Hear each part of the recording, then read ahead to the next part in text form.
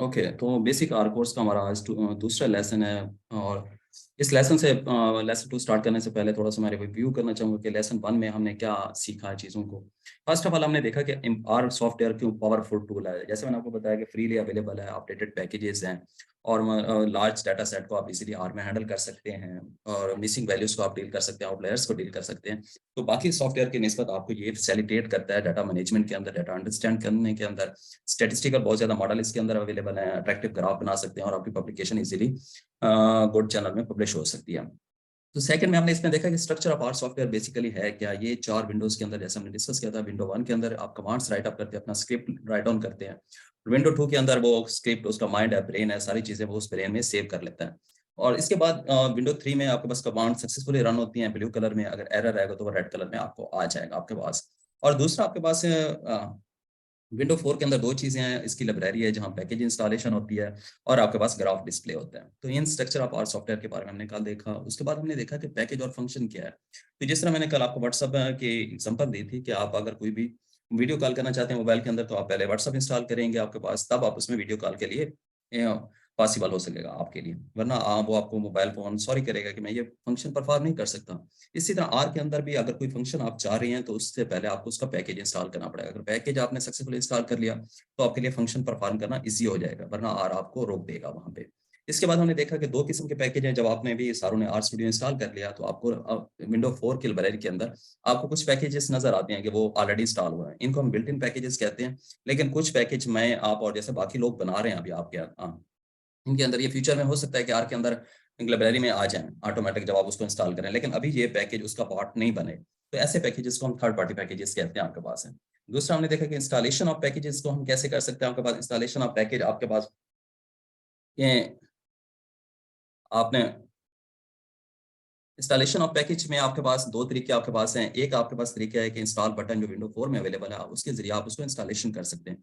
उसके बाद दूसरा आपके पास तरीका आपके पास है through command install dot package की कमांड है, उसके ज़रिए आप पैकेज को इंस्टॉल कर सकते हैं। पैकेज इंस्टॉलेशन के बाद नेक्स्ट स्टेप हमारे पास था कि उस पैकेज को एक्टिवेट नहीं करेंगे, पैकेज परफॉर्म नहीं, आपकी लाइब्रेरी के अंदर पैकेज तो मौजूद है, लेकिन अगर आपने उसको एक्टिवेट नहीं किया तो वो आपके पास फंक्शन नहीं कर सकता आपके पास।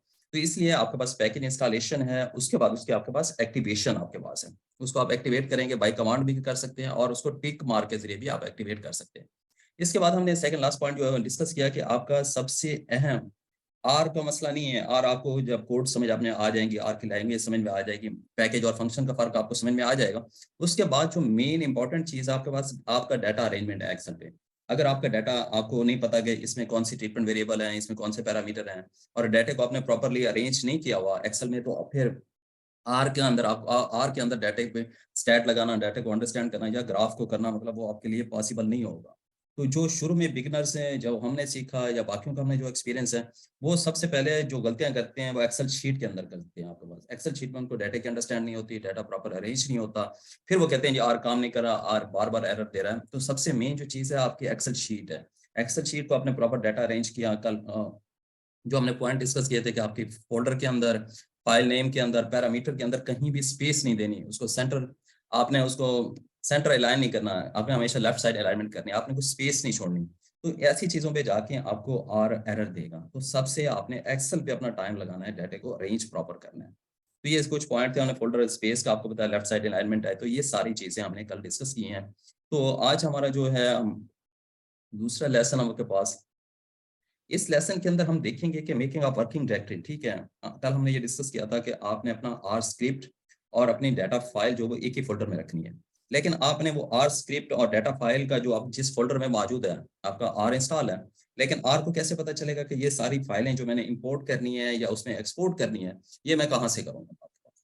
तो उसके लिए आप उसको कनेक्शन एक पाथवे दे देते हैं, जिसको हम आर की लैंग्वेज में वर्किंग डायरेक्टरी कहते हैं आपके पास। आपको सबसे जो अहम बनानी है वर्किंग डायरेक्टरी है। ये भी शुरू बिगिनर के लिए सबसे प्रॉब्लम होता है, वर्किंग डायरेक्टरी में उनके एरर्स आ रहे होते हैं। जब वर्किंग डायरेक्टरी आपकी सही नहीं है तो आपको नहीं पता कि मैंने फाइल कहाँ से उठानी है। तो वो आप फाइल आर के अंदर इंपोर्ट नहीं कर सकते हैं। तो वर्किंग डायरेक्टरी केयरफुली बनानी है आपने। उसके बाद हम आज देखेंगे कि हम इंपोर्ट और एक्सपोर्ट डाटा फाइल कैसे कर सकते हैं। हम आर के अंदर अपना डाटा कैसे ला सकते हैं और जब आपने काम कर लिया, फिर इस डाटे को आप वापस फ़ोल्डर में कैसे ले जा सकते हैं। आपके पास आपने वर्किंग अपनी एक समरी बना ली, आपने स्टैट लगा ली, कोई टेबलें बना ली। अब इस टेबल को वापस आप उस फ़ोल्डर में कैसे लेकर जाएँगे थ्रू आर के थ्रू। इस तरह हम देखेंगे कि आप ग्राफ आपने बना लिया, अब आप ग्राफ को एक्सपोर्ट करना चाहते हैं। वो आप किस तरह कर सकते हैं। और मल्टीपल ग्राफ जो आपने देखे होंगे पेपर्स पे जो पब्लिश होते हैं, 3-4 ग्राफ एक ही पेज पे आते हैं आपके पास, तो उन ग्राफ को आप कैसे कंबाइन कर सकते हैं आर के through without any manual editing. यानी बास सॉफ्टवेयर में तो आपको बहुत सारे ग्राफ कहीं पेस्ट करने पड़ते हैं, फिर आपको फिर उनको कंबाइन करना पड़ता है। तो आर के अंदर हम देखेंगे बाई कमांड आप मुख्तलिफ ग्राफ्स को कैसे कंबाइन कर सकते हैं। उसके बाद लास्ट 5th पॉइंट पे हमारे पास है कि save and retrieve are session. तो जब आपके पास आपने बहुत बड़ा एक सेशन, आपने बहुत सारी कमांडें डेवलप कर ली, उसके बाद आप उस पूरे सेशन को आप सेव करना चाहते हैं और कल उधर से आप सेशन को स्टार्ट लेना चाहते हैं, तो वो आप आर के अंदर कैसे कर सकते हैं। तो ये सारी चीजें हम आर के अंदर इंशाल्लाह आज देखेंगे। तो ये लेसन 1 और लेसन 2 बहुत इंपॉर्टेंट है आपके लिए, बेसिक बेस बनाने के लिए आपको। कल हम देखेंगे फिर डाटे को आप अंडरस्टैंड कैसे करते हैं, डाटे में से आप, जैसे मैंने आपको बताया कॉलम कैसे डिलीट करने हैं, बाकी चीजें कैसे अपने कुछ पैरामीटर लेने हैं, कुछ छोड़ देने हैं, वो सारा हम डाटे पे कल जाएंगे। तो आपके पास आज हम इसको देखेंगे working directory, import and export data file आपके पास है, export of graph, multiple graph को एक पेज पे कैसे ले आएंगे, और सेव और रिट्रीव सेशन कैसे करेंगे आपके पास। तो ये आपके पास हमारा लेसन है आज का। तो हम आर सॉफ्टवेयर अंदर चलते हैं, उसमें आपको देखते हैं। तो आर सॉफ्टवेयर की स्क्रीन नजर आ रही है आप सारों को? Yes sir. Okay okay, doctor समा, डॉक्टर तारिक, डॉक्टर वर्दान, आप सारों को नजर आ रही है आपके पास स्क्रीन? आर सॉफ्टवेयर की, ओके जी सर, ओके ओके। तो ये आपके पास ये आपको एक फोल्डर है आपके पास, लेसन डैश फोल्डर आपके पास एक, मैंने यहाँ आपके पास स्क्रीन पे आपको नजर आ रहा होगा।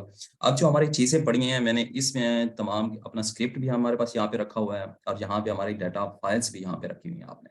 तो जहाँ आपकी दोनों चीजें पड़ी हैं, आप उस फोल्डर को ओपन करेंगे। आपके पास ओपन करने के बाद आपने इसमें राइट क्लिक करना है। आपके पास राइट क्लिक करने के बाद आपने प्रॉपर्टीज में जाना है इस फाइल की, और इस फाइल के बाद आपने जो इसकी लोकेशन आपके पास यहाँ पे आ रही है, तो ये आपने कॉपी कर लेनी है।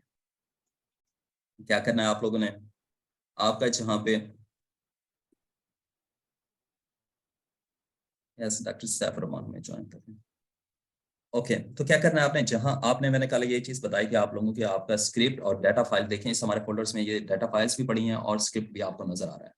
तो किसी भी एक फाइल पे आप राइट क्लिक करेंगे, उसकी प्रॉपर्टीज में जाएंगे, और उसके बाद उसकी लोकेशन आपने वहां से कॉपी करनी है, क्योंकि हमने आर को बताना है कि हमारी ये जो डाटा फाइल्स हैं वो किस लोकेशन पे पड़ी हैं, ताकि आर उसको अंडरस्टैंड कर सके। ये पॉइंट मेरा किसी को समझ आया हो? Yes doctor Tariq, can you please repeat it? या डॉक्टर समा, यस। सर आपने यहाँ पे जो है डेटा फाइल को पैक करना सिखाया है कि वहाँ जहाँ किसी फोल्डर में पड़ी है उस बात पे जाके हमने उस फोल्डर को लेना है और फिर वहाँ से फाइल को उठा लेना है, हाँ, तो ये आपके और पास फिर इस, उसका लिंक, उसकी हाँ लोकेशन को कॉपी करके जो है आपने आगे पेस्ट कर दिया है। यस, इसकी लोकेशंस को हमने उठाना है, मतलब आपके पास जहां पे आपने, और एक चीज मेरी याद रखें इस पॉइंट पे, जो मतलब सीनियर हो जाएंगे तो आपका कोई मसला नहीं है कि आप जहां भी किसी आर के फोल्डर के अंदर आप अपनी चीजें रख दें, लेकिन जो आपने लंबा पाथ नहीं देना, आपके पास लॉन्ग पाथवे आर को नहीं देना आपने। लॉन्ग पाथ देंगे, यस, तो ये थोड़ा सा ये मेरी बात आप नोट कर लें कि आपने लॉन्ग पाथ आर को नहीं देना, यानी एक फोल्डर फिर सब फोल्डर फिर सब फोल्डर, इतने ज्यादा फोल्डर्स में जाके आपने फाइल सेव नहीं करनी है आपने। आपने जस्ट अपने मेन जो आपके पास, वो आपके पास फोल्डर है, यानी ई फोल्डर है, ड्राइव है, सी ड्राइव, ई ड्राइव है, आपके पास जो भी आपके पास ड्राइव है, आपने ड्राइव ओपन करनी है और इमीडिएटली वहां पे फोल्डर बना देना आपने। ये नहीं करना कि मल्टीपल फोल्डर्स आप बनाते रहें और डाटे को, और किसी भी फोल्डर के नाम के अंदर एरर है तो आर उसको नहीं उठाएगा। ये बड़ी इंपॉर्टेंट बात आप थोड़ी समझने की कोशिश करें कि आपने डी ड्राइव है, ई ड्राइव है, तो आपने इमीडिएटली फोल्डर बनाना है उसके अंदर। डी ड्राइव ओपन करें अपना, उसी डी ड्राइव के बाद अपना इमीडिएटली उसी फोल्डर में अपना अपना डाटा सारा रख देना है। बहुत सारे सब फोल्डर बना के वहां से आपने वर्किंग डायरेक्टरी नहीं बनानी, वरना किसी भी फोल्डर के नाम के अंदर आप कोई एरर आ गया तो आर आपकी वर्किंग डायरेक्टरी नहीं बनाएगा, वो आपको वहीं पे रोक देगा। मेरा ये पॉइंट किसको समझ आया? डॉक्टर इशरत, आपको समझ में आया मेरा पॉइंट? ये सबसे बेसिक स्टेप है स्टार्ट लेने से आर के आपका। Yes sir. ये रिपीट करेंगे आप क्या बताया मैंने?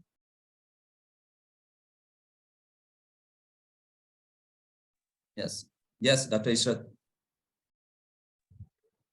एक मिनट, इनिशियली सर इसको जो है ना लॉन्ग पाथ नहीं देना है, अगर उस फोल्डर में एरर आ गया तो आर कभी भी उसे सपोर्ट नहीं करेगा। हाँ, वो उसको उठाएगा नहीं, मतलब आपके पास वो कहीं भी, तो इसलिए आपने उसको शॉर्ट पाथ देना। डॉक्टर वरदान साहब, आपको ये पॉइंट समझ में आया? मैंने कैसे क्या बताया लोकेशन के बारे में आपको? जी सर, समझ आ गया। आपने बताया कि मतलब इसको कॉम्प्लिकेट नहीं करना, फोल्डर के अंदर मजीद फोल्डर नहीं बनाने, मतलब स्ट्रेट फॉरवर्ड सा रह के एक ही मेन फोल्डर बनाना है और उसी का ही पाथ देना है, और उसके नेम जो है उस पर फोकस रखना है कि उसमें कोई एरर ना हो जिसकी वजह से आर उसको फिर रीड ना कर सके। हाँ, और उसको आपके पास रीड ना कर सके, कहीं भी आपका एरर है, सबसे मेन ये वर्किंग डायरेक्टरी नहीं बनती। पहले 2-3 लेसन तक तो हम ये स्टूडेंट का एरर सुनते रहे कि डाटा इंपोर्ट ही नहीं हो रहा, वर्किंग डाटा नहीं आ रहा। डाटा कैसे है, आपने उसकी वर्किंग डायरेक्टरी जो पाथ उसको दिया है वो कॉम्प्लिकेटेड है आपके पास, तो वो आप उसमें, तो वो आपको वहीं पे आर रोक देगा। तो मैं इसको दोबारा रिपीट कर देता हूँ कि आपका जहाँ ये फोल्डर आपके पास है, आपने इस फोल्डर को ओपन करना है, और जो ये आपके डाटा फाइल्स हैं और स्क्रिप्ट हैं सेम फोल्डर में होना चाहिए। आप इसको किसी भी एक फाइल पे उसकी प्रॉपर्टीज में जाएंगे, प्रॉपर्टीज के बाद आप उसकी लोकेशन कॉपी करेंगे आपके पास, और ये लोकेशन का मैंने दोबारा बता देता हूँ कि इस लोकेशन को लंबा नहीं करना, लॉन्ग पाथ नहीं देना, फोल्डर सब फोल्डर, लोगों ने 10-10 फोल्डर बनाए होते हैं, उसमें जाके बाद में डाटा रखा हो। किसी एक फोल्डर में भी कहीं आपके नाम के अंदर या स्पेलिंग के अंदर आपने कोई मतलब उधर डायरेक्टरी बनाते कोई स्पेलिंग लिखा, तो आर वहीं पे रुक जाएगा, क्योंकि आर एक मशीन है, मतलब उसमें आप, ये आप नूर साहब का जो आज इन्होंने कहा कोई एरर आ रहा है, तो ये बात नोट कर ले कि आर एक मशीन है, इसके अंदर आपने डाट भी ज्यादा डाल दिया ना उसकी कमांड के अंदर, तो वो आपको रोक देगा, क्योंकि उसके अंदर जो फंक्शन बनाया गया या चीजें बनाई गई है ना, वो डिफाइन कर दी गई आपको उसकी। तो आप अगर उसके एक स्लैश को, बैक स्लैश को फॉरवर्ड स्लैश रखेंगे, तब भी आर उसको रोक देगा, क्योंकि उस मशीन के अंदर ये फीडिंग नहीं है। तो आपने उसकी बेसिक समझ, आपने ब्रैकेट एक लगाई है फिर उसको बंद करना भूल गए, तो आर आपको रोक देगा कि ये तो ब्रैकेट क्लोज होनी चाहिए थी आपके पास। तो इस वजह से ये छोटे छोटे पॉइंट्स को आपने बड़ी केयरफुली आर में करना है। ये पॉइंट ये आप जब यूज करेंगे तो इन चीजों को आप कॉन्फिडेंस में आ जाएंगे। ओके, तो आपने जो लोकेशंस अब आपने वो कॉपी कर ली हमने, उसके बाद अब देखें आपके पास ये फंक्शन आपके पास है SETWD, set working directory. Okay, तो ये आपके पास है वर्किंग डायरेक्टरी का फंक्शन SETWD, ये आपके पास कमांड है आपके पास जो आपने किया ना आपके पास, ये आपके पास करेंगे तो नीचे आर की कमांड्स आपके पास वो डिस्प्ले हो जाएगी आपके पास कि ये वर्किंग डायरेक्टरी SET, ये देखिए गेट और सेट वर्किंग डायरेक्टरी आपके पास है। तो ये आपके पास वर्किंग डायरेक्टरी आपके पास है, और ये जो हमने पाथ कॉपी किया था तो हमने इसको यहाँ पे आके वो पेस्ट कर दिया आपने ऐसे वर्किंग डायरेक्टरी। लेकिन एक चीज का फर्क है आपके पास, कोई मुझे गौर से देखे इस कमांड के अंदर आपके पास, और जो हमने पाथ कॉपी किया था, एक मिनट इसको मैं थोड़ा सा ये आपके पास,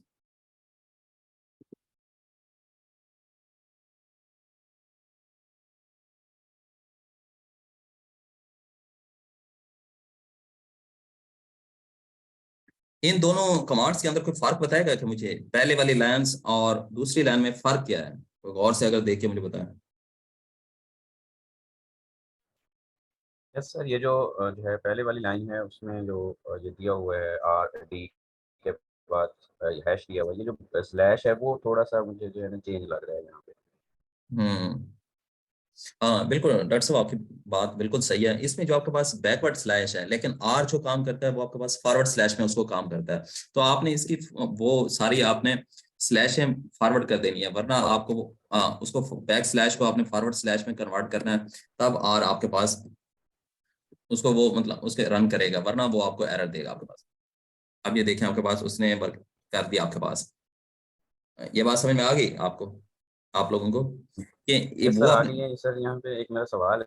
जी जी अ, जी पूछो पूछो पूछो। जी, वो ये है कि जैसे आपने अभी ये बताया कि फोल्डर में जाके वहाँ से हमने उसको जो है कॉपी करके यहाँ पे पेस्ट करना है, तो कोई दूसरा मेथड भी है कि यहाँ से हम जो विंडो से जो है क्लिक करें और उसके बाद वो पीछे जैसे फाइल के अंदर जो है चले जाएं और वो वापस से आ जाए? दूसरे बहुत सारे तरीके हैं, लेकिन सबसे इजी तरीका ये है, क्योंकि आपको अपनी वर्किंग डायरेक्टरी का भी पता है, चीजों का भी पता है, सिर्फ आपने स्लैश चेंज करनी है, उसमें आप कंफ्यूज होते रहेंगे। जस्ट ये एक लाइन देखें आपने, छोटा सा पाथ बनाएंगे, यहाँ आके उसको पेस्ट कर देंगे, ये सबसे आपके पास इजी वे है। मैं इसी को प्रेफर करता हूँ, क्योंकि आपके पास और भी शायद यहाँ से जाके वहां से आप डाटा से ये और भी तरीके हैं इसके, लेकिन आपको ये रिकमेंड करता हूँ आप उसमें ना जाएं। तो ये सबसे इजी और बेहतरीन वे है आपके लिए कि आप सिर्फ उसकी लोकेशन कॉपी करें, और लोकेशन SETWD ये आपके पास फंक्शन है आपके पास, उसके बाद आपने इन्वर्टेड कामास के अंदर उसकी जाके लोकेशन पेस्ट कर देनी है और उसकी स्लैश चेंज कर देनी है। तो ये आपके पास वो हजारों तरीके हैं आपके पास, वो मैं आपको शेयर भी कर दूंगा आपके पास, लेकिन मेरी रिकमेंडेशन ये है कि ऐसे बिगिनर आप इसी को ही फॉलो करें, आपके लिए वो इसी वे है सबसे। ओके। उसमें एरर के चांसेस कम है आपके पास। और इसमें आगे जाकर आप देख सकते हैं, आप लोग चेंज करना चाहते हैं, आप कहीं से और से फाइल लेना चाहते हैं, वो भी आप इजीली कर सकते हैं। तो वर्किंग डायरेक्टरी में किसी को कोई इशू हो, कोई बात समझ ना आई हो, क्योंकि सबसे मैं बता रहा हूँ यहाँ से सारी गेम आर के अंदर अब शुरू हो रही है। आप वर्किंग डायरेक्टरी आपकी ठीक है, सारी चीजें हैं, तो अब हमने आर को पाथ दे दिया कि हमारी ये फाइल्स जो डाटा फाइल पड़ी है इस फोल्डर के अंदर पड़ी है, तो यहाँ से उसने पिक करना है। अगर यहाँ हमने उसको कंफ्यूज कर दिया आर को, तो हमारी डाटा फाइल उधर पड़ी नहीं है आपके पास, तो वो उसको आपको एरर देगा कि यहाँ तो वो जो आप डाटा फाइल इंपोर्ट कर रहे हैं, या तो आपका ये मतलब वर्किंग डायरेक्टरी सही नहीं है, या जहाँ आपने फाइल रखी है वो उसको मिल ही नहीं रही आपके पास। ठीक है ना। आप किसी बच्चे को कहें घर में कि फलां कमरे में किताब पड़ी है उठा के ले आओ, तो बच्चा जाता है वहां पे, उसको कोई किताब नजर नहीं आती, तो वो आपको कहेगा सॉरी ये फाइल वो मौजूद ही नहीं है आपके पास। तो इसी तरह आर भी आपको जब उसको आप हुक्म देंगे आप थ्रू फंक्शन, तो वो अगर फाइल पड़ी है तो वहां से उठाएगा, अगर वो वहां पे फाइल नहीं है, आपकी वर्किंग डायरेक्टरी सही नहीं है, तो वहां से वो माजरत कर देगा, वहां से वो फाइल उठा के आपकी आर के अंदर नहीं ला सकता। सर यहाँ मेरा क्वेश्चन है एक। जी जी जी। सर जिस फाइल में हमने जो हमारी स्क्रिप्ट होगी, जिस फाइल में हमारा डाटा होगा, उस फाइल की लोकेशन देंगे, या वो फाइल जिस फोल्डर में है उस फोल्डर की लोकेशन हम यहाँ पर पेस्ट करेंगे? नहीं, फोल्डर के अंदर जाके आपने फाइल को करना, फोल्डर तक लोकेशन देंगे तो वो वहीं रुक जाएगा। यानी आपका जो ई फोल्डर, ई ड्राइव में वो फोल्डर पड़ा है, फोल्डर के ओपन करके आपने उस फोल्डर के अंदर जाना है, तब आपके पास वो उस फाइल तक अप्रोच कर सकेगा। वरना उस फोल्डर तक आगे ताला लगा हुआ है, अंदर तो घुसा ही नहीं है, वहां आपने उसको फोल्डर की लोकेशन ही नहीं बताई आपके इसको। हाँ ओके, वो आपको वहां तक आपने फाइल के अंदर जाना है, फाइल की आपने लोकेशन कॉपी करनी है, ना कि फोल्डर की करनी है। ये अच्छा क्वेश्चन था डॉक्टर मुजम्मिल। ओके ओके, तो डॉक्टर तारिक साहब आप इसको क्लियर करें ताकि हम इससे आप निकल आए कि हमारी फाइल हम इस पे से हो जाए कि हमारे पार्टिसिपेंट हैं वो आपके पास डाटे को, फाइल को डायरेक्टरी सही बना लेंगे। नेक्स्ट स्टेप पे हम चलते हैं फिर। अस्सलाम वालेकुम जी। वालेकुम सलाम। तो हमने एक अच्छा पहले डॉक्टर तारिक साहब, मेरी एक रिक्वेस्ट है, कोई नाराज तो नहीं हो जाते बार बार कहने से, ध्यान कीजिएगा। हेलो, मैंने कहा नाराज तो नहीं हो जाएंगे कि बार बार कहें, मतलब मेरा यही है कि चीजें रिपीट होती रहें, ये याद हो जाए आपको यहाँ पे हमारी क्लास के अंदर ही।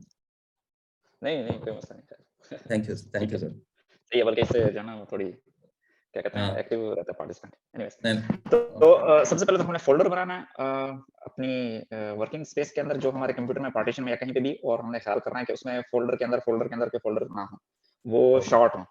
ओके। और वहां पर हमने अपना जो स्क्रिप्ट आर का सेव किया है उसको हम उसकी प्रॉपर्टीज में जाकर उसका पाथ हम कॉपी करेंगे, और उसको फिर हम अपने स्टूडियो के अंदर जाके उसको पेस्ट करेंगे। और जब हम पेस्ट करेंगे तो जो स्लैश है फॉरवर्ड, उसको हमने बैकवर्ड कर देना है, क्योंकि आर ने पिक करना है उसको एज ए बैकवर्ड। और उसके बाद फिर हमने अपनी वर्किंग डायरेक्टरी सेट करनी है, और उसके अंदर फिर हम ये वाली कमांड देंगे setwd, और उसके साथ ब्रैकेट, और उसके ऊपर फिर हम 2 कॉमास डाल देंगे, और वहां पर हमने इसको पेस्ट करना है, और स्लैश को हमने ठीक कर देना है, और उसके बाद ब्रैकेट हमने बंद करनी है और इन्वर्टेड कॉमास भी डालना है। उसके बाद फिर हमने रन करना है इसको, और नीचे आ जाएगा आपके पास विंडो 2 के अंदर ब्लू कलर के अंदर। Yes, excellent. बस अब डॉक्टर वरदान साहब हमें एक दफा बता दें तो हम आगे चल जाएंगे, बस फिर एक दफा आखिरी बार डॉक्टर वरदान साहब अगर आप एक दफा बता दें बस। जी सर, हमने पहले सर फोल्डर बनाना है। फोल्डर में जाके हमने किसी भी फाइल को सिलेक्ट करके उसकी प्रॉपर्टीज में जाके वहां से उसकी लोकेशन को कॉपी करना है, और कॉपी करके लाके हमने इसके अपने आर की जो हमारी विंडो वन है उसके अंदर हमने सेट डायरेक्टरी वाली ऑप्शन यूज करके, तो वो जो लोकेशन कॉपी की थी उसको हमने यहाँ पे पेस्ट कर देना है, और उसके स्लैश जो हैं वो उनको हमने बैकवर्ड स्लैश को चेंज कर देना है फॉरवर्ड स्लैश में, और उसको फिर हमने जब रन कर देना है तो फिर नीचे हमारे पास विंडो 2 जो है उसके अंदर ये आ जाएगी, ब्लू कलर में आ जाएगा कि वर्किंग डायरेक्टरी हमारी जो है वो सेट हो गई है। एक्सीलेंट डॉक्टर वरदान। Thanks, sir. तो मुझे उम्मीद है कि आप मतलब वर्किंग डायरेक्टरी का इंशाल्लाह किसी को मसला नहीं रहेगा, सक्सेसफुली वर्किंग डायरेक्टरी सारों को क्लियर हो गई है कि हमने एक पाथवे आपके पास डेवलप कर दिया है आर सॉफ्टवेयर का, और आपके पास जो फोल्डर में जहां आपकी फाइल पड़ी है। तो नेक्स्ट स्टेप की तरफ हम आते हैं। अब आपके पास, अब हमने हमारे डाटा फाइल पड़ी है, हमने उसको लाना है आपके पास आर के अंदर। तो एक तो मैंने बताया, अब ये देखें मैं आपको दोबारा फोल्डर दिखाता हूँ आपके पास, ये आप लोगों को फोल्डर नजर आ रहा है आपके पास। अब ये देखें आपके पास, ठीक है फाइलें पड़ी हैं, ठीक है कार्टन पड़ी है, डाटा सॉइल पड़ा है आपके पास, लेकिन अब आपको एक तो आपने याद रखना है, एक तो जैसे हमने कहा था कि डाटा फाइल जो आपने बनानी है उसमें स्पेस ना हो, अब जैसे एक ने आपने इस चीज का, आपको जो डाटा फाइल का नाम है वो आपने करेक्ट देना है आर के अंदर। अगर आपने स्पेलिंग भी आपने डाटा को डी बड़ा लिख दिया तो आपके पास यहाँ स्मॉल है उसके फाइल के नेम के अंदर, तो वो आर को तो समय नहीं लगती, वो देखेगा वहां उस फोल्डर में जाके, तो उसको स्मॉल डी के साथ तो डाटा फाइल मौजूद है डाटा अंडरस्कोर प्लॉट के नाम से, लेकिन कैपिटल डी के साथ वहां फाइल मौजूद नहीं है, तो आपके पास वो कहेगा कि फाइल नॉट फाउंड, आपको फाइल का वो एरर देगा क्योंकि उसको उस नाम की फाइल नहीं मिल रही। तो आपने ये इस चीज को ख्याल रखना है कि सबसे ज्यादा एरर आता है इसी चीज में, जो फाइल का नाम लिखा जा रहा होता है वो कैपिटल वर्ड्स में लिखा जा रहा है या उसके दरमियान में स्लैश है वो नहीं दी जा रही, तो वहां पे उसका एरर आएगा। नंबर 1 एरर आपके पास जब फाइल इंपोर्ट करेंगे तो आपके पास ये एरर आएगा कि एरर आपके नाम सही नहीं होता मतलब उसमें। अब आपके पास दूसरा जो एरर आता है आपके पास, उसके बाद आपने आर को आप पता नहीं है, आर देखिए आपके पास टेक्स्ट फाइल होती है, एमएस वर्ड की फाइल होती है, आपके पास एक्सेल की फाइल होती है, सीएसवी फाइल होती है आपके पास। अब आर को आपने फाइल की टाइप भी बताना है कि एमएस वर्ड में इंपोर्ट कर रहा हूँ, एक्सेल कर रहा हूँ, टेक्स्ट फाइल कर रहा हूँ, आपके पास सीएसवी फाइल कर रहा हूँ, तो आपने ये देखे ना टाइप ऑफ फाइल, आप ये देखें आपके पास ये उसका नाम सारा आपके पास आखिर में जाके इसका नाम है .csv फाइल, कामा सेपरेटेड वैल्यू फाइल्स आपके पास। अब आपने किन 2 चीजों का ख्याल रखना है, आपने एक तो फाइल का नाम आपका ठीक होना चाहिए, दूसरे नंबर पे आपके पास उसका जो टाइप है वो सही होनी चाहिए। अगर ये दोनों चीजें आपने सही दी हैं तो आर उसको इंपोर्ट करेगा। अगर ये दोनों चीजें आपकी सही नहीं है, आपके उधर जो फाइल पड़ी है वो एक्सेल की फाइल है, आप आर को कह रहे हो नहीं जी ये सीएसवी फाइल मुझे इंपोर्ट करके दो, तो आर तो उसको नहीं उठाएगा कि फाइल मेरे पास, वो तो कहेगा फाइल नॉट फाउंड, कि जो आप एक्सेल की फाइल मांग रहे हो तो वो तो पड़ी नहीं है उधर, उधर तो जो फाइल पड़ी है वो सीएसवी फाइल है। तो आपके पास तो इन 2 बातों का आपने केयरफुली ख्याल रखना है जब आपके पास आपने आर में अपनी फाइल इंपोर्ट करनी। डॉक्टर सैमा, कैन यू रिपीट इट कि फाइल इंपोर्ट करने वक्त हमने किन चीजों को मद्देनजर रखना है? 2 पॉइंट्स, मेन पॉइंट क्या है? सर मेन पॉइंट पहला तो ये कि आपका पाथ जो है वो एग्जैक्ट होना चाहिए कि जहाँ आपकी फाइल लोकेटेड है वहां से आपने उसकी लोकेशन से एग्जैक्ट लोकेशन से उठाना है। और दूसरी बात ये है कि फाइल का जो एक्सटेंशन या एक्सटेंशन तो नहीं करना चाहिए, CVS जो आपने कहा है उसको कन्वर्ट की हुई फाइल है तो उसको फिर डायरेक्टली आप वहां से उठा लेंगे। उसका सही, आपकी एक वर्किंग डायरेक्टरी सही होनी चाहिए, दूसरे नंबर पे जो फाइल का नाम है वो आपके पास सही होना चाहिए, तीसरे नंबर पे आपके पास जो फाइल की टाइप है वो सही होनी चाहिए। ये 3 चीजें आपने डायरी पे लिख के रखनी है। अगर ये 3 चीजें नहीं है तो आपकी फाइल कभी भी आर के अंदर इंपोर्ट नहीं होगी आपके पास। Sir I have a question right now. Yes yes yes please. Sir हम जरूरी है कि हमारी फाइल जो है वो आर सॉफ्टवेयर के अंदर ही कन्वर्टेबल हो, वो एक्सेल को नहीं उठाएगा क्या? एक्सेल को भी एक्सेल फाइल उठाए इंपोर्ट नहीं नहीं, हो सकता? एक्सेल फाइल को भी इंपोर्ट करेगा, सीएसवी फाइल को, जो टेक्स्ट फाइल को भी इंपोर्ट करेगा, सिर्फ आपने उसकी सही बतानी है, उसको नाम देना है। हाँ, आर सर हर इसका हर किस्म की हर किस्म की फाइल को उठा सकता है, वो मसला नहीं है आपके अंदर। ठीक है ठीक है ठीक है ठीक है। वो हम देखेंगे बस दोनों फॉर्मेट का, हमें सिर्फ फॉर्मेट का ख्याल रखना है कि उसका फॉर्मेट, नेम फॉर्मेट वही होना चाहिए जो हम आर में दे रहे हैं विदाउट आर एनी में, स्पेस। हाँ हाँ बिल्कुल बिल्कुल, हाँ, और आर को ठीक है वही सर, आपने चीज बतानी है कि ये एमएस वर्ड की ठीक फाइल है, एक्सेल की फाइल है, सीएसवी फाइल है, टेक्स्ट फाइल है, फाइल की टाइप आपने उसको सही देनी है। अगर टाइप सही नहीं दे रहे तो वो फाइल को इंपोर्ट नहीं करेगा। डॉक्टर सैफुर ठीक है sir, Rahman, thank you sir. Doctor Saifur Rahman, आप रिपीट कर सकते हैं ये 3 चीजें मैंने क्या बताई हैं जो फाइल इंपोर्ट करते वक्त आपने उनको लाजमी मद्देनजर रखना। यस सर, ये आपने जो है बताया है कि जब हमने वहाँ से फाइल जो है इंपोर्ट करनी है तो वो इसमें हमने जो है देखना है कि जो फाइल का नेम है वो CSV की है, एक्सेल की है या जो है वर्ड की है, उसको करना है। और आमतौर पे इसमें आर में जब हम एक्सेल फाइल को सेव करते हैं, जिसको हमने ओपन करना है आर के लिए डाटा लेना है, तो उसको CSV के अंदर जो है सेव करते हैं। तो ये पहले हमने जो है कंफर्म कर लेना है क्या है कि जो इसके अंदर फाइल लेके आ रहे हैं वो ठीक है, वो जो है गलत नहीं है, उसका नेम जो है। Okay good. ओके, तो डॉक्टर वरदान साहब आप मुझे इस सवाल का जवाब देंगे, सीएसवी फाइल और एक्सेल फाइल में फर्क क्या होता है? सॉरी सर, इसका नहीं है, मुझे आइडिया नहीं है। ये मेरे दिन में क्वेश्चन था, मैंने कहा आपसे पूछूंगा, तो अब इसलिए हमने आपसे पहले पूछ लिया। सही है। Sir okay, can I share something? Yes yes please. Sir I think so जो CSV फाइल्स जो आप कह रहे हैं वो अगर लेफ्ट अलाइन है तो समटाइम ऐसा होता है एक्सेल के अंदर हम अलाइनमेंट चेंज कर देते हैं, किसी कॉलम को सेंट्रलाइज कर देते हैं या डेटा की फॉर्मेट जो होती है वो डिफरेंट कर देते हैं, तो इसलिए जो है शायद प्रॉब्लम होता होगा। उसको पहले हमें कन्वर्ट करके फिर लेके आना होता है यहाँ पे आर में, तो इसका मतलब है कि हमें काम डबल करना है।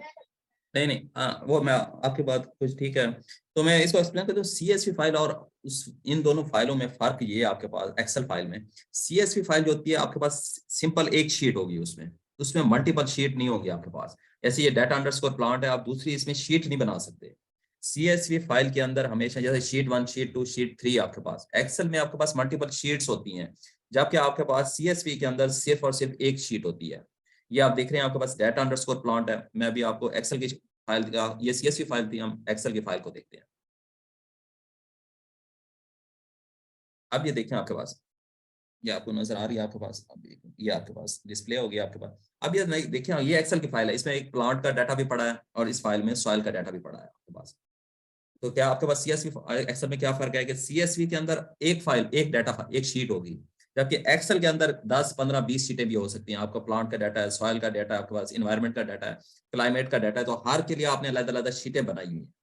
तो एक्सेल में मल्टीपल शीट्स हो सकती हैं, जबकि CSV के अंदर एक ही शीट होगी। इसको मेरी बात समझ में आई है मुजम्मिल साहब? मेरी बात समझ में आई है आपको? दोनों में क्या फर्क है, CSV और एक्सेल में क्या फर्क है? सर जो बेसिक डिफरेंस है दोनों में, मल्टीपल शीट्स हैं हमारे पास एक्सेल में होंगी, वो हम 2, 4, 5, 10 जितने भी बनाना चाहें एक्सेल में हम मल्टीपल शीट्स बना सकते हैं। जबकि CSV फाइल में जो है जस्ट हमारे पास सिंपल 1 शीट होगी। अब चाहे वो हमारी किसी भी डाटा से, किसी भी पैरामीटर से रिलेटेड एक फाइल होगी वो। डॉक्टर सैमा, आपको समझ में आ गया? आपके पास दोनों में मेन फर्क हम आर के पॉइंट ऑफ व्यू से देख सकते हैं। आपके पॉइंट ऑफ व्यू से ठीक हो, लेकिन आर में के लिहाज से क्या होती है, मल्टीपल शीट नहीं होती है CSV के अंदर, उसमें आपको सिंगल डाटा शीट मिलेगी। और एक्सेल के अंदर आप 50 सीटें भी हो सकती हैं आपकी। जी सर। तो इसलिए आपने तो ये शीट का कॉन्सेप्ट आपने कल भी क्लियर कर दिया था कि जब हम बहुत सारे शीट्स का डेटा एक शीट पे लेके आ रहे हैं आर प्रोग्रामिंग में, ये कॉन्सेप्ट तो कल भी क्लियर हो गया था सर। ओके, तो ये क्लियर है डॉक्टर वरदान साहब, आपको क्लियर हो गया कंसेप्ट? CSV file. जी सर, मेरा क्वेश्चन है कि अगर फाइल है एक्सेल की, उसके अंदर सिर्फ एक ही शीट है, तो क्या हम उसको CSV फाइल कहेंगे?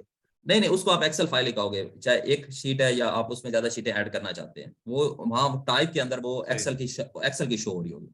तो आर आगे हम देखेंगे कमांड्स के अंदर आर दोनों को इंपोर्ट कर सकते हैं, एक्सेल फाइल को भी और आपके पास CSV फाइल को भी।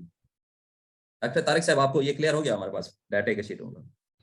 जी बहुत बहुत शुक्रिया। कि CSV और एक्सेल के अंदर के हमने एक तो फॉर्मेट का ख्याल रखना है, और दूसरा इसके अंदर फर्क ये है कि हमारे पास सिंगल शीट होगी CSV के अंदर, और एक्सेल के अंदर हम मल्टीपल शीट्स ले सकते हैं, लेकिन आर रीड करेगा CSV टाइप की फाइल को। दोनों को रीड करेगा, अभी आप देखेंगे, उसको भी रीड करेगा, उसको भी रीड करेगा, मसला नहीं है यार। ओके, अभी अच्छा, ये आपके पास चीजें आप यहाँ तक क्लियर, मेरा काम अब आसान हो गया। आपके पास का वर्किंग डायरेक्टरी आपने समझ ली, फाइल्स का कंसेप्ट आपने समझ लिया कि आपके पास दो किस्म की फाइल है, CSV फाइल है और एक्सेल फाइल है। तो ये आज के लेसन की बुनियादी चीजें आप क्लियर हो गई। थोड़ा सा हम फास्ट मूव करेंगे ताकि हम लेसन की चीजें पूरी कर सकें। तो बुनियादी मैंने आपको क्लियर कर दिया। अब ये देखिए हमारे पास, अब ये आपके पास हमने बना ली वर्किंग डायरेक्टरी हो गया। अब ये हमारे पास कमांड है डाटा आपके पास इज इक्वल टू से, ये एक चीज नोट कर लें कि इज इक्वल टू से पहले आप कोई भी नाम रख सकते हैं, फोरम रख सकते हैं, आपके पास डॉक्टर तारिक साहब का नाम रख सकते हैं, किसी का डाटे का एनीवन, आप इज इक्वल टू से पहले आपकी मर्जी है। इसमें यहाँ से कमांड्स शुरू नहीं होती आर की, डाटा 1, डाटा 2, डाटा 3, आपके पास कोई भी नाम रख सकते हैं इज इक्वल टू से पहले। तो ये आप इज इक्वल टू के बाद आप यहाँ से कमांड का सिलसिला शुरू होगा। अब जो फाइल आप इंपोर्ट करना चाह रहे हैं वो हमें पता है कि रीड CSV की फाइल है, तो उसके लिए जो कमांड यूज होती है वो आपके पास read.csv, ये आपका फंक्शन है आपके पास के, वो ये आपके पास फंक्शन है। उसके बाद आप इन्वर्टेड कामा के अंदर ये आपके पास, जैसे मैंने बताया था कि फाइल का नाम ठीक होना चाहिए, उसके बाद डॉट आपके पास फाइल की टाइप। तो यहाँ आपने थोड़ी सी गलती की, एक्सेल लिख दिया, एक्सेल को CSV लिख दिया, तो आर उसको इंपोर्ट नहीं करेगा। उसके बाद आपके पास होते हैं जैसे मिसिंग वैल्यू का बताया था आपने, बस NA आपके पास ये 3 स्टैटिक और इन्वर्टेड कामास के अंदर आप लिखेंगे, तो ये मिसिंग वैल्यूज को स्किप करता जाएगा, कहीं आपको उस चीज का एरर नहीं देगा स्टैट में, ग्राफिक्स में, उन चीजों में। तो इस कमांड्स के अंदर कितनी चीजें हैं, पहले आपके पास फाइल का नाम है, उसके बाद आपके पास फंक्शन आपके पास जो यूज करता है आर read.csv, तो वो आपने करना है। उसके बाद आपने क्या करना है, आपके पास डाटा जो उस फाइल का नाम है, उसके बाद उस फाइल की टाइप है, NA का आपको बताया कि NA जो मिसिंग वैल्यूज को आपके पास वो करेगा। तो इस फाइल को कमांड्स को हम रन करते हैं तो देखें क्या रिजल्ट निकलता है आपके पास। ये देखें वो नीचे सक्सेसफुली रन हो गया आपके पास कमांड। अब ये मैं इस जो हमारा डाटा आपके पास पड़ा था प्लांट के अंदर उसको चेक करते हैं। तो ये देखें आपके पास ये आर के अंदर वो सारा डाटा आपके पास इंपोर्ट होके आ गया। ये सारे आपके पास इरिगेशन, मल्चेस, नाइट्रोजन रेट्स, एप्लीकेशंस, ये आपको नजर आ रहा है। ये सारा डाटा आपके पास सक्सेसफुली CSV फाइल से आपके पास आर में इंपोर्ट होके आ गया आपके पास। तो ये आपके पास सारा, अब इसके अब हम कल ये कमांड्स देखेंगे आपके पास। हम एक्सक्यूज मी सर, जी जी सर ये आपने जो रीड CSV फाइल वाली कमांड दी, इसमें जो एंड पे NA और स्टैटिक दिया है, ये इसके अंदर हमने स्टैटिक की जगह पे क्या लिखना है? नहीं, ये स्टैटिक ऐसा चाहिए? ये SH ही मतलब कमांड्स को, ये आपने सिर्फ इसको मतलब नहीं छेड़ना, ये उस मिसिंग वैल्यूज को डील करने के लिए आर के अंदर एक फंक्शन डेवलप हुआ है। सही इसको इसको आपने नहीं छेड़ा। आपने सिर्फ ये सारी की सारी कमांड आप ऐसे यूज करेंगे, आपने इसमें जाके सिर्फ चेंज ये करनी है कि आपने अपनी फाइल का नाम और अपनी फाइल का टाइप दे देंगे बस। बाकी एज जी, इट इज बेहतर। एज इट इज ये कमांड आपके डाटा को इंपोर्ट करके आपके पास वो आपके पास आर के अंदर आपके पास सारा डाटा इंपोर्ट हो जाएगा। तो sir I have a question. Yes yes yes yes sir जिस तरह हमने इसके अंदर आर प्रोग्राम की फाइल को दे दिया, CSV फाइल के बाद हमने NA लिख डाला और जो है ना स्टैटिक लगा दिया, क्या ये काम हम एक्सेल की फाइल में भी कर सकते हैं? एक्सेल में भी कर सकते हैं आप, ये दोनों के अंदर। अब हम नेक्स्ट स्टेप में आपके पास CSV फाइल इंपोर्ट की, अब हम एक्सेल में जा रहे हैं। आपके पास नीचे वाली कमांड जो आपके पास है वो एक्सेल के अंदर हम देखेंगे आपके पास कि एक्सेल में वो उसको कैसे करता है आप इन चीजों को। तो ये CSV क्लियर हो गया आप लोगों को? डॉक्टर तारिक साहब, CSV फाइल को इंपोर्ट करना आपके पास ये आर के अंदर। जी जी। आपने पहले जाना है उस अपने फोल्डर के अंदर जिसमें आपकी फाइल पड़ी हुई है, और वहां जी से जी आपने उस फाइल का फॉर्मेट देखना है, ठीक किस है। टाइप का डाटा आपके पास, और उसके बाद यस। आपने वहां से वो कॉपी करना है या उसको देख लें, और उसके बाद फिर आपने यहाँ पर अपने विंडो 1 के अंदर लेकर के आना है, और यहाँ पर आप डाटा के साथ इक्वल टू का साइन कर सकते हैं, क्योंकि उससे पहले आपकी कमांड आर रीड नहीं करेगा। और उसके बाद फिर आपने रीड डॉट जो आपकी फाइल है उसका फॉर्मेट डॉट CSV, और उसके बाद आपने इस ब्रैकेट के अंदर और कॉमास के अंदर आपने अपनी फाइल का नाम डालना है जो उसके अंदर आपने दी हुई है, जिसके अंदर कोई स्पेस नहीं है, जिस तरह आपकी डाटा अंडरस्कोर प्लांट है, और उसके बाद उस फाइल का फॉर्मेट लिखना है आपने, और उसके बाद फिर आपने उसको रन करना है आपका। आपने उसको रन कर देना, आपने चला देना। कंट्रोल इंटर से भी आप इसको रन कर सकते हैं, और आप यहाँ से भी जो ऊपर रन आपके पास लिखा हुआ है यहाँ से भी आप उसको रन कर सकते हैं। इस पे आप रख के कर्सर को, और कंट्रोल इंटर से भी आप कमांड्स आपकी वो रन कर सकते हैं आपके पास। जी, और उसके बाद फिर आपको विंडो 2 के अंदर उसकी आउटपुट मिलेगी कि पूरी फाइल आपके पास आ जाएगी।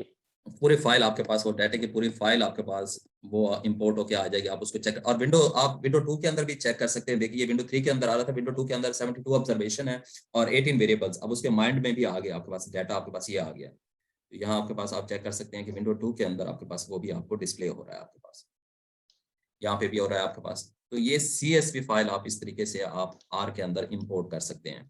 उसके बाद आपके पास है एक्सेल में। अब हमारे पास जो डाटा, दूसरी फाइल carton_data आपके पास है, वो एक्सेल की फाइल है। अब यहाँ पे मैंने उसको नाम रख दिया, कोई भी नाम रख सकता था मैं, data_plant के नाम से। फिर मैंने उसको जो फंक्शन देना है आपने read_excel आपके पास है। उसके बाद आपके पास फाइल का आपके पास नाम जो आपके पास है। अब उसके बाद अब XL, ये अब हम जाते हैं, अब आपको दिखाते हैं कि ये जो XLSX लिखा हुआ है ये हमने कहाँ से लिखा है। तो उसकी ये आप लोकेशन में जाएंगे, आपके पास लोकेशन में जाके ये देखें आप, इसकी जो टाइप आ रही थी फाइल data_ की, ये यहाँ से आप देखें एक्सेल के अंदर आपके पास उसको जाके आपने टाइप ऑफ फाइल हमने ये XLSX, तो ये हमने यहाँ से ये कॉपी की और उसको उसी हमने अपने आर की स्क्रिप्ट के अंदर उसको पेस्ट किया। अब ये देखें CSV फाइल और एक्सेल फाइल इंपोर्ट करने में थोड़ा सा फर्क है। अब यहाँ पे वहां पे तो एक शीट थी, तो आर को पता था कि मैंने वो एक ही शीट उठानी है, क्योंकि CSV के अंदर क्या आपके पास होती है, एक ही शीट होती है। लेकिन जब आप एक्सेल से इंपोर्ट करेंगे तो आपने आर को ये भी बताना है कि कौन सी शीट मैंने उठानी है। बात तो थोड़ा सा क्लियर कर लें कि एक्सेल की कमांड्स और उस दोनों कमांड्स में क्या फर्क नजर आ रहा है। आपको क्या फर्क नजर आ रहा है जी डॉक्टर वरदान? आप दोनों में क्या फर्क नजर आपको, CSV फाइल में और एक्सेल फाइल में क्या फर्क है? बाकी सारी चीजें तो तकरीबन सेम ही है, लेकिन आपके पास एक तो इसकी कमांड फंक्शन चेंज हो रहा है, और उसके बाद दूसरे नंबर पे आपके पास क्या हो रहा है, आपके पास इसकी शीट में आप बता रहे हैं उसको कि आपने प्लांट वाला डाटा उठाना है, सॉइल वाला डाटा नहीं उठाना। बात आपको समझ में आ रही है डॉक्टर वरदान? Yes, hello. यस सर, ये समझ आ गई है। इसका मतलब ये है कि सर कि एक्सेल की जो फाइल बनाई हुई है उसमें 2 शीट्स हैं, एक में जो है प्लांट का डाटा है, दूसरी में सॉइल का है। तो हाँ। दोनों के लिए यहाँ पे अलग अलग नीचे जो है कमांड लिखी हुई है, और उसमें आगे जो है मेंशन कर दिया है कि ये जो कमांड ये ऊपर वाली है तो वो शीट जो है प्लांट वाली हो, और नीचे शीट जो है सॉइल वाली। सॉइल के तो उसमें एक्सेल जब भी आप इंपोर्ट करेंगे, शीट 1 है, शीट 2 है, तो ये आर को आपको बताना पड़ेगा कि कौन सी शीट आपको चाहिए। आप शीट स्पेसिफाई नहीं करेंगे, आर कंफ्यूज हो गया कौन सा डाटा मैं इंपोर्ट करूं, तो मल्टीपल शीट्स के आप जी सर, जी डॉक्टर साहब। डॉक्टर साहब एक क्वेश्चन है मेरे पास। जी एक जी तो ये कि एक क्वेश्चन तो मेरा ये कि जब हम CSV की फाइल को इंपोर्ट कर रहे हैं तो हमने यहाँ पर पॉइंट लगाया, डॉट लगाया, जबकि हमने जब एक्सेल की शीट को इंपोर्ट किया तो हमने इसको अंडरस्कोर दिया। एक क्वेश्चन तो मेरा ये। दूसरा ये कि जब हमने शीट इसको दे दी कि हमने जी प्लांट को लेना है या शीट 1 लेनी है या टेबल 1 हमने लेना है, तो उसके साथ फिर ये NA और इसके साथ ये जो हमने अगली कमांड दी है, ये क्या थी? जी, NA मैंने बताया, NA तो मिसिंग वैल्यूज के लिए आपको डील करेंगे, जो सेल आपके पास ब्लैंक छोड़ देते हैं आप अपने डाटा के अंदर, जो मैंने पहले लेसन में बताया था, कुछ रेप्लिकेशन का डाटा नहीं आ रहा, तो NA तो आपने सिर्फ जस्ट इस वजह से लगाना है ताकि किसी किस्म का कोई एरर वगैरह या आर के अंदर ना आ सके आपके पास।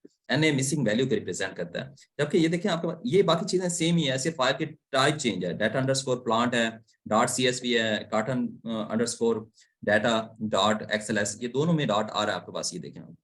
तो ये आपके पास उसमें जो फाइल का टाइप है वो उसी के साथ ही डॉट आता है कि उसमें .xlsx है और .csv है, तो ये हमने उधर से उठाया। NA का आपका जो है वो मिसिंग वैल्यू उसमें, ये दोनों कमांड्स में सेम है आपके पास। एक्सक्यूज मी सर, एक सवाल है, वो ये कि जैसे यहाँ पे सर ऊपर read.csv है और नीचे में read_excel है, ये वाला पॉइंट। हाँ, ये फंक्शन है जो डेवलपर ने डेवलप किया है, उसकी मर्जी है, उसने अंडरस्कोर रख दे या वो डॉट रख दे, तो ये उसका फंक्शन डेवलप किया हुआ है। मतलब है आप अगर आप इसमें डेवलप करना चाहते हैं, आप डॉट रख के आप एक्सेल इसी तरह फंक्शन डेवलप कर दें तो मसला नहीं है, लेकिन ये डेवलपर का फंक्शन है जो उसने मतलब रीड किया सी एक्सेल बार को आपके पास, तो ये उसकी कमांड, उसका फंक्शन है। ओके सर, और एक ये क्वेश्चन है कि ये जो NA और उसके बाद 3 यहाँ पे स्टैटिक जो है दिए हैं, तो ये यहाँ पे 3 ही देने हैं, तीन 2 या 1, इसका भी कोई ये भी डेवलपर ने मतलब इस फंक्शन को डेवलप किया और उसने इसी 3 के साथ किया। 4-5 देंगे तो वो वर्क नहीं करेगा, क्योंकि ये भी उसी के अंदर ही मतलब फंक्शन है एक किस्म का। ये Sir, I फंक्शन है, have a और question. इसको जो है देने से जो मिसिंग वैल्यू का इशू होगा वो नहीं होगा, और अगर हम इसको ना दें फिर भी कोई इशू होगा? फिर भी इशू नहीं आता, लेकिन एहतियातन आप दे दें कहीं पे किसी चीज में, आप किसी स्टैट के मॉडल के अंदर वो अगर कहता है नहीं जी मुझे पूरे वैल्यूज चाहिए, तो आर उसको वहां पे उस चीज को साइलेंट कर देगा। ये नॉर्मल तौर पे इशू आता नहीं है, लेकिन किसी भी मॉडल के अंदर शायद ये स्पेसिफिक रिक्वायरमेंट हो कि वो नहीं कहता मुझे पूरा मॉडल चाहिए, तो आर फिर उसके साथ खुद ही डील करेगा कि इसको स्किप करना है। Okay sir, thank you. Yes doctor सैमा, आपका कोई क्वेश्चन? सर वो सवाल का जवाब मिल गया, जो भी ये था कि NA देना जरूरी है एक्सेल की फाइल में, तो उसका जवाब मिल गया, क्योंकि अगर हमारी फाइल में कोई मिसिंग वैल्यूज नहीं है फाइल के, तो फिर ये NA देना लाजमी है। मतलब आपने कहा हो सकता है SASTEC के अंदर कोई भी चीज आगे पीछे चल रही हो तो वहाँ की ये रिक्वायरमेंट हो, तो इसलिए NA आपने कहा देना जरूरी है। हाँ, उसको देना आपके पास जरूरी है, आपके पास है उसको, ताकि मतलब किसी मॉडल के अंदर चीजें उसको पूरा डाटा चाहिए, मॉडल तो कहता है, लेकिन हमारे पास तो मिसिंग है, तो और फिर उसके साथ वो उसको खुद ही नॉर्मलाइज करेगा आपके पास। तो ये आपको क्लियर हो गया आपके पास कि CSV फाइल का, एक्सेल फाइल का, CSV फाइल भी इंपोर्ट कर सकते हैं आपके पास आर के अंदर, आपके पास वो, और CSV फाइल और एक्सेल फाइल दोनों आप इंपोर्ट कर सकते हैं, लेकिन दोनों की कमांड्स में थोड़ा सा फर्क है कि आपको एक्सेल फाइल में आपने शीट का आपने लाजमी देना है आपके पास, और दूसरा आपके पास उधर शीट लाजमी बतानी है ये प्लांट का डाटा है या सॉइल का डाटा है, तो इस चीज को आपने लाजमी मद्देनजर रखना है। और थोड़ा सा शुरू में फंक्शन में जैसे डॉक्टर सैफ रहमान ने पॉइंट उठाया कि उसमें अंडरस्कोर एक्सेल है, ये डेवलपर ने खुद फंक्शन डेवलप किया, उसने अंडरस्कोर रख दिया, और read.csv आपके पास ये भी फंक्शन है, ये हमारी मर्जी से नहीं है, तो ये फंक्शन आपके पास शुरू में है, ब्रैकेट के अंदर फिर वो हमारी चीजें हैं आपके पास, तो ये उसमें आपने करना है। यस सर, मेरे पास अच्छा क्वेश्चन। यस यस सर जो आपने CSV फाइल ओपन की हुई थी, can you please open for it? Yes,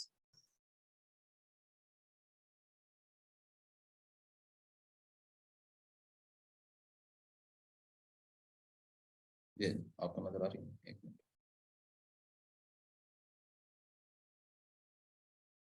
yes आपको नजर आ रही है? Yes yes sir, yes sir. Sir जी कल हमने स्टडी किया कि जो हमारी अलाइनमेंट होगी वो सर लेफ्ट होनी चाहिए। हाँ जी जी सर, अब इसमें हमारे पास जो ट्रीटमेंट्स या कंट्रोल लेवल्स हैं ये तो हमारे पास लेफ्ट अलाइनमेंट है, अदरवाइज जो हमारे पास आगे फर्दर डाटा आ रहा है सर वो हमारे पास राइट अलाइनमेंट में है। नहीं वो भी करना है, मतलब ये कोई कल शायद बताने में कहीं सेव होगी चीजें, लेकिन वो सारी आपने लेफ्ट साइड अलाइनमेंट करनी है, उसको आपने सेलेक्ट करके सारे डाटे को, वो आपके पास, ये तो मैं आपको करता रहता हूँ, ये आपके पास आप उसको लेफ्ट साइड में ही रखना है, ये आपको पॉइंट ठीक है। ये वैसे मतलब आपके पास कहीं सेव हमारे पास ऐसे हो गया तो आपने लेफ्ट साइड रखना है, वो रूल है आपके पास। उसकी मैंने पीछे आपको लॉजिक भी बताई है कि उसमें लॉजिक चाहिए कि स्पेस आपने क्रिएट नहीं करनी। जी आप ये देखें आर के अंदर, आप थोड़ा सा, अब आर के अंदर वो फाइल नहीं उठा रहा, वो क्या एरर दे रहा है? जब रीड एक्सेल के फाइल का आपके पास देखें, वो एरर दे रहा है कुछ नीचे आपको, कोई मुझे बताएगा कि ये एरर क्यों आ रहा है?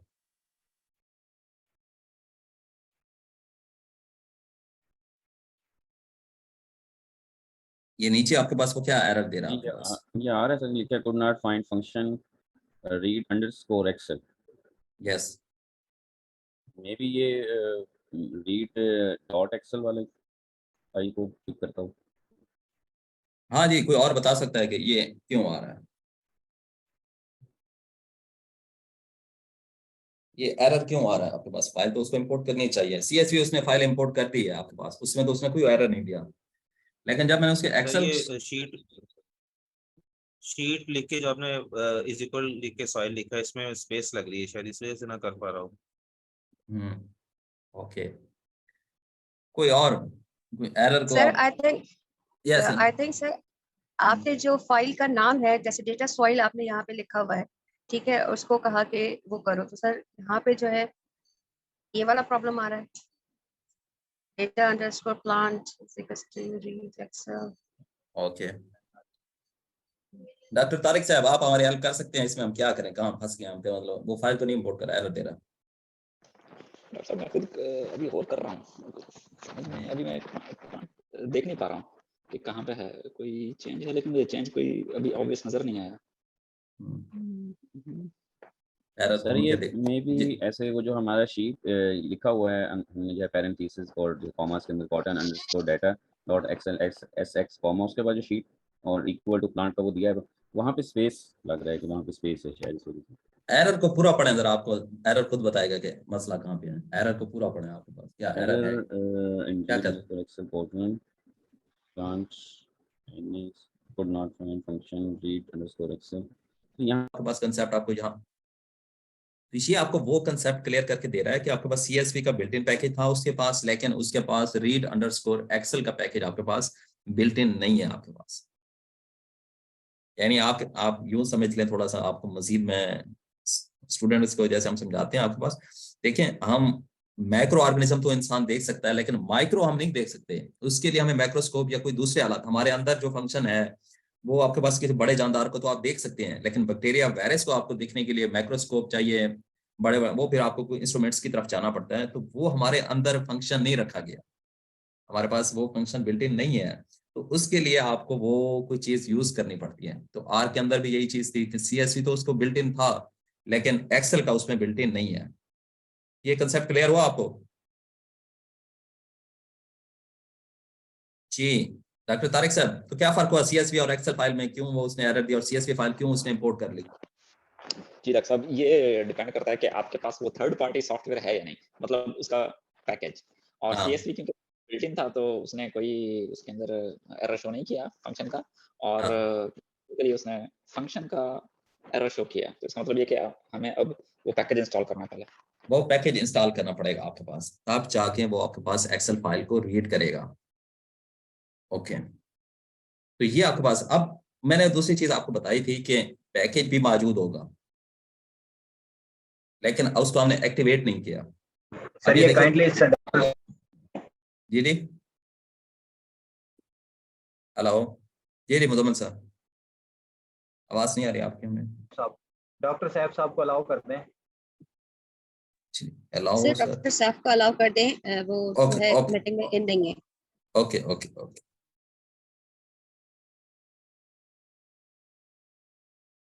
जी मुजम्मिल साहब, आप क्या क्वेश्चन कर रहे थे?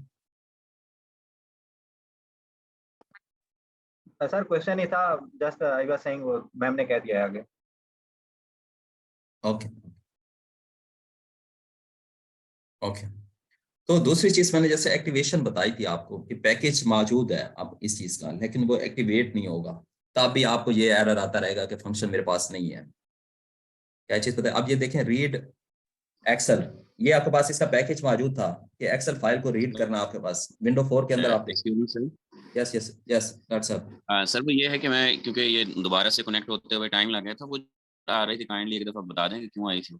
हाँ हाँ डॉक्टर साहब, वही आपके पास ये हमारे पास 2 फाइलें थी। CSV फाइल तो उसने इंपोर्ट कर ली, लेकिन उसके बाद जब हमने एक्सेल फाइल को उसको कहा तो उसने वो इंपोर्ट नहीं की, उसने हमें रोक दिया कि वो कहता है ये could not find function read_excel, कि मेरे पास ये फंक्शन ही नहीं है। कल हमने जैसे डिस्कस किया था कि पैकेज होना जरूरी है, अगर पैकेज नहीं है तो और आपको ये एरर देगा कि मेरे पास फंक्शन नहीं है। जब ये एरर आपके पास आए तो आप लोग अंडरस्टैंड कर जाएं कि उसके पास पैकेज मिसिंग है आपके पास। अब ओके दूसरा, सर। हाँ यस, उसके बाद देखिए मैंने आपको बताया था कि पैकेज भी आपने इंस्टॉल किया हुआ है, चीजें भी इंस्टॉल की हुई, फिर भी एरर आ रहा है। उसकी क्या वजह हो सकती है? उसकी वजह ये हो सकती है कि आपका एक्टिवेट नहीं है पैकेज। बात आपको समझ में आ रही है? ये देखिए आपके रीड आपके विंडो 4 में देखा ना, जहां हमारे पास लाइब्रेरी थी, ये पैकेज अब वहां पड़ा हुआ है, लेकिन अब पैकेज क्या था आपके पास, ये एक्टिवेट नहीं है। ये आपके पास, इसको हमने एक्टिवेट नहीं किया, तो इस वजह से वो हमें क्या दे रहा है, आपके पास एरर दे रहा है आपके पास कि मेरे पास तो ये फंक्शन ही नहीं है। तो दोनों काम आपने करने हैं, पैकेज इंस्टॉल करना है, उसके बाद उसको एक्टिवेट करना है, तब जाके आपके पास वो फंक्शन परफॉर्म करेगा। अब ओके ये सर। देखिए, अब ये देखें, अब ये कमांड चल गई ना आपके पास, एक्सेल फाइल को उसने इंपोर्ट कर दिया आपके पास। ये देखिए, मैं आपको इसको रन कर दे, डाटा अंडरस्कोर प्लॉट है आपके पास। ये दूसरी फाइल आपके पास देखें, ये आप इसको आपको इधर भी नजर आ रही है, आप ये देखें। Yes window sir. विंडो 2 के अंदर भी देखें आपके पास 72 ऑब्जर्वेशन, आपका डाटा अंडरस्कोर प्लांट का भी डाटा आ गया आपके पास, डाटा अंडरस्कोर सॉइल का भी डाटा आ गया। तो ये आप ऐसा ऐसा इंशाल्लाह जैसे प्रैक्टिस करेंगे आपके पास, तो ये आपको ये चीजें वेरी क्लियर हो गई कि वर्किंग डायरेक्टरी आपने कैसे बनानी है, उसके बाद आपने CSV फाइल कैसे इंपोर्ट करनी है, और उसके बाद आपने एक्सेल फाइल कैसे इंपोर्ट करनी है आपके पास।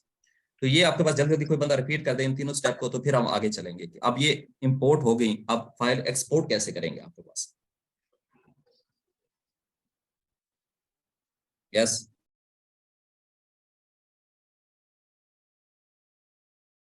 जी डॉक्टर साहब, मैं कर दूं थोड़ा? जी जी डॉक्टर तारिक साहब, जी जी। जी, जी। अच्छा, ये अभी तो हमने फ़ाइल को इम्पोर्ट करना सीखा है कि हमने अपने फ़ोल्डर में, जिसमें आर के लिए जो हमने अलग बनाया एक अपनी पार्टीशन के अंदर, और ज़्यादा उसको फ़ोल्डर के अंदर फ़ोल्डर नहीं बनाना, और उसी के अंदर ही हमने अपना आर स्टूडियो का स्क्रिप्ट हमने सेव किया, और उसी के साथ ही हमने अपने CSV और एक्सेल जो शीट्स हैं, वो हमने उसके अंदर पेस्ट कर दी, हमने रख दी। अब हमने उन एक्सेल की शीट को और CSV की फ़ाइल को इम्पोर्ट करना है अपने विंडो 1 के अंदर। तो उसके लिए हम यहाँ पे सबसे पहले उसका पाथ हम देंगे आर को, अपने फ़ोल्डर का प्रॉपर्टीज़ के अंदर जाकर उसका पाथ लोकेट करेंगे, और सेट WD के साथ उसको बताएँगे कि इस फ़ोल्डर के अंदर फाइल्स पड़ी हुई हैं जो आपने रीड करनी है। और उसके बाद फिर हम कमांड देंगे read.csv, अगर तो वो CSV फाइल है। उसके बाद फिर हम उसके अंदर अपनी फाइल का नाम डालेंगे, साथ में उसका फॉर्मेट डालेंगे CSV, और उसके बाद हम NA, अगर उसके अंदर कोई मिसिंग फाइल्स हैं कि ये एरर ना दे हमें, तो उसके बाद हमने इसको रन कर देना, तो वो फाइल इसके अंदर आ जाएगी विंडो 2 के अंदर। और साथ में विंडो 3 के अंदर भी उसका एक डाटा के साथ पता चल जाएगा हमें कि वो इंपोर्ट हो गई है। और यही काम हमने एक्सेल की शीट के साथ करना है, लेकिन उसके लिए हमें पहले देखना पड़ेगा कि इसके अंदर रीड एक्सेल का पैकेज होना चाहिए, और वो रन भी होना चाहिए, टिक भी होना चाहिए। यस एक्सीलेंट, बेहतरीन डॉक्टर तारिक साहब। डॉक्टर सैफुर रहमान साहब, आप रिपीट करेंगे थोड़ा सा, मतलब क्या हमने आज क्या सीखा, तो यहीं पे मैं कोशिश करता हूँ आज हम आगे मजीद ना जाए, ताकि ये चीजें भी ना भूल जाए आप लोगों को। सबसे अहम चीजें यही हैं। तो कल हम इंशाल्लाह, कोई नहीं, एक क्लास हमने एक्स्ट्रा भी लगानी पड़ी तो हम लगा लेंगे, लेकिन आप लोग ये चीजें थोड़ी सी कवर अप कर लें, क्योंकि ये बुनियादी चीजें हैं। अगर इसमें इंपोर्ट नहीं कर सके तो यहाँ पे सारी आगे वाली सारी गेम रुक जाएगी, मतलब आपके पास को एनालिसिस करना है उन सारी चीजों को। जी जी डॉक्टर सैफुर रहमान, तो आज हमने क्या सीखा आपके पास?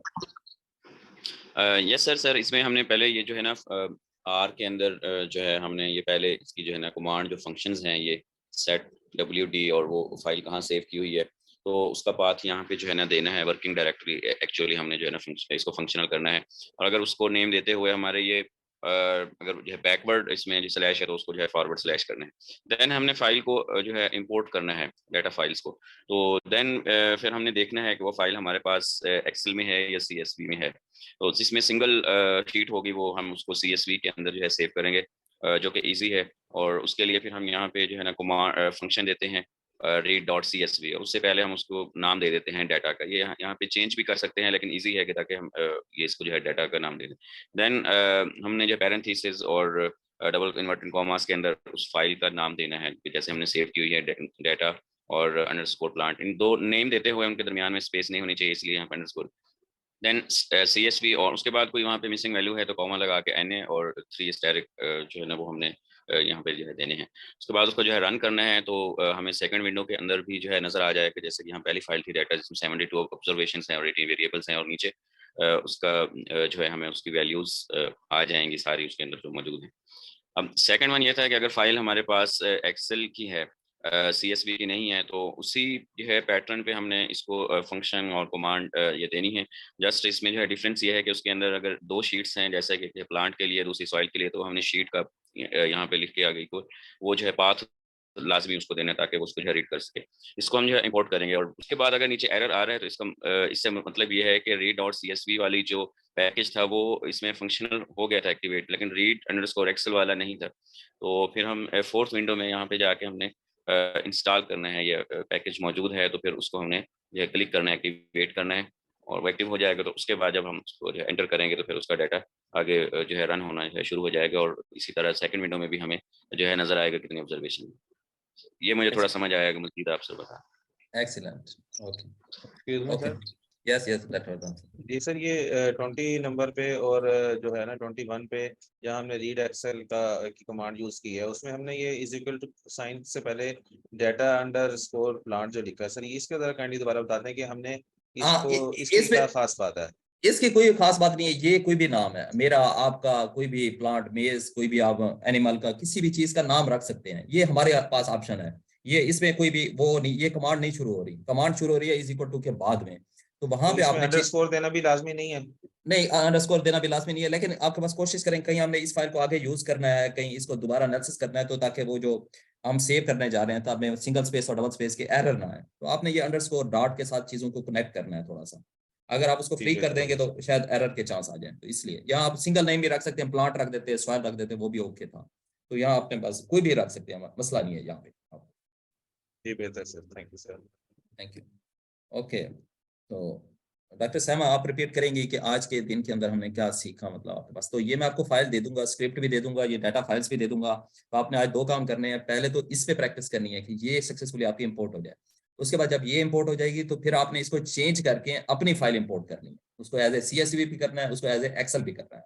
तो आपने अपने डाटा के साथ भी प्ले करना है, पहले इसको कर लेना है ताकि आपको सारी चीजें चेक हो जाएंगी कि इसकी डायरेक्टरी भी सही है, इसकी फाइल नेम हर चीज ठीक है।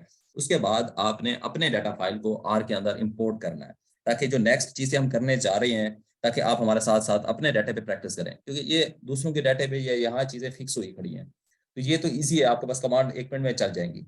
तो लेकिन आपकी कामयाबी इस चीज में है कि आप अपने डाटे पे ये सारी कमांड कैसे यूज करते हैं, वहां पे एरर आते हैं, वहां चीजों को आप समझते कैसे हैं।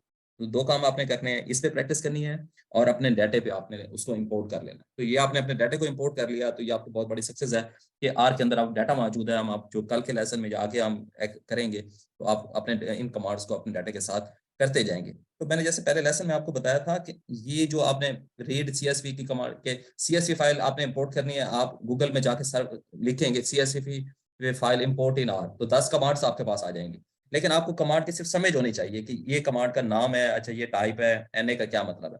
तो आपको कमांड बनी की बनी मिल जाएंगे हर जगह से, आपका कमांड लोगों ने डेवलप करके रख दिया है, फंक्शन हर चीज के कमांड अवेलेबल है।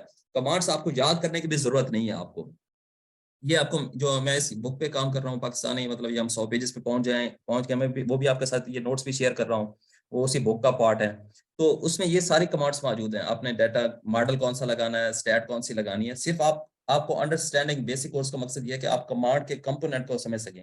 अच्छा ये फंक्शन है, ये फाइल का नाम है, CSV से क्या मुराद है, NAQ क्या कह रहा है, तो इन चीजों को समझ लें, बाकी आपको हर चीज बनी बनाई R के अंदर मिल जाएगी। आपको कमांड्स ये रट्टा लगाने की भी जरूरत नहीं, ये सारे स्क्रिप्ट हर चीज आपको गूगल से बाकी जगहों से आपको मिल जाएंगे। तो लेकिन आपको समझ होनी चाहिए कि वर्किंग डायरेक्टरी क्या चीज़ है, इंपोर्ट कैसे कर सकते हैं, कौन सी फाइल कर सकते हैं, अपनी फाइल का पता होना चाहिए बस आपको।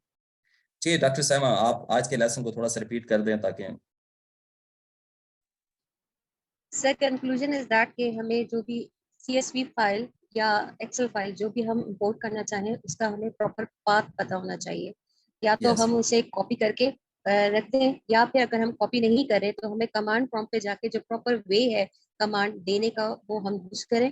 और इसके अलावा हमने यहाँ पे एक और नया फंक्शन किया है जो हमने स्टैटिक और NA का यूज किया है कि वो डेटा जो कि आपका मिसिंग है वो भी आप इसके अंदर एप्लीकेबल कर सकते हैं या उसको भी आप इंसर्ट कर सकते हैं।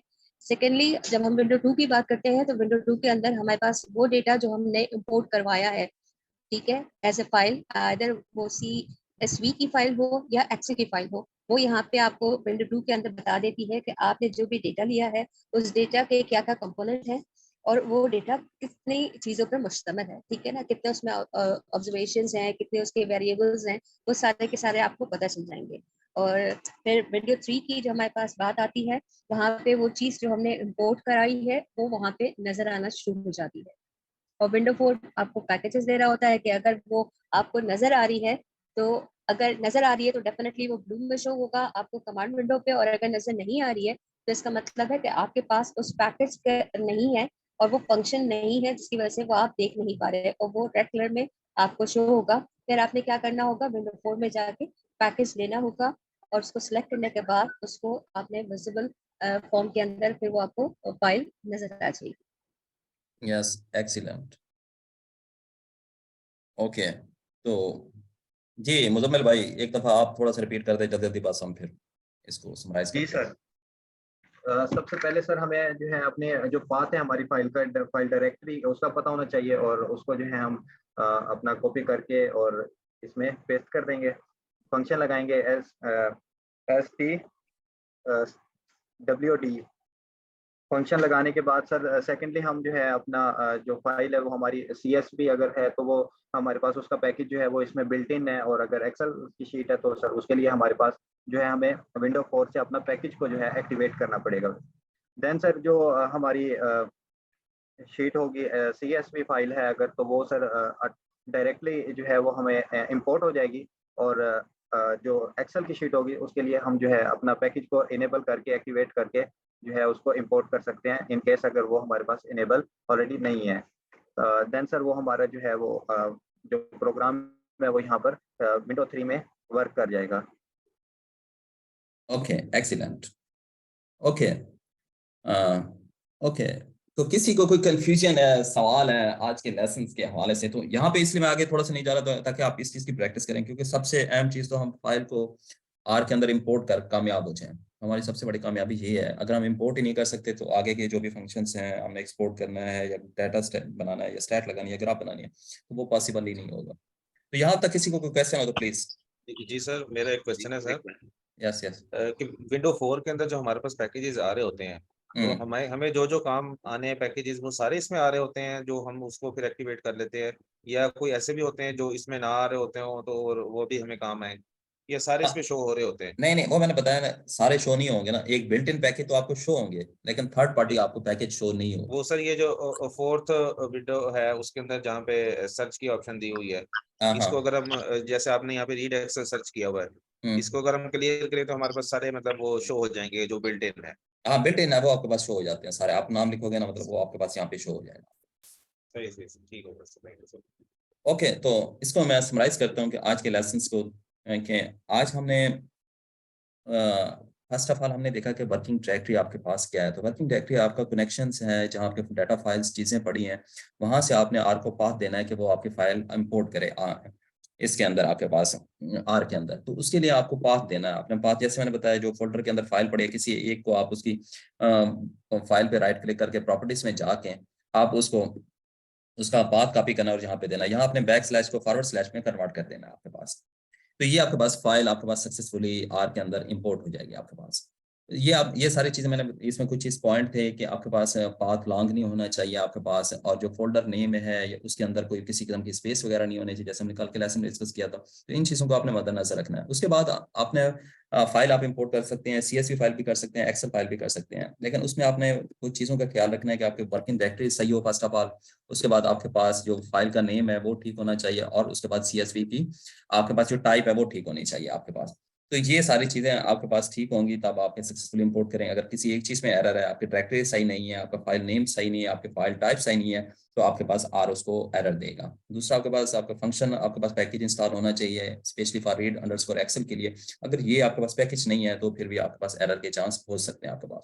तो इन सारी चीज़ों को मद्देनजर रखते हुए ये आपको स्क्रिप्ट भी, डाटा फाइल्स भी शेयर हो जाएंगी। पहले इनके साथ प्रैक्टिस करें और फिर आपके पास अपनी डाटा फाइल इंपोर्ट करें आपके पास, तो इंशाल्लाह कल सारे चीज़ें इंस्टॉल कर लें। और ये जो पहला स्क्रिप्ट मैंने भेजा उसमें मैंने सारे पैकेज रख दिए। अगर आप उस स्क्रिप्ट को चला लें, रन करेंगे, तो आपके पास ये सारे पैकेज आपकी लाइब्रेरी में आ जाएंगे। तो पहले वाला स्क्रिप्ट और आज वाला स्क्रिप्ट आपने पहले वाला स्क्रिप्ट लाजमी रन करना और इसकी प्रैक्टिस करनी है आपने।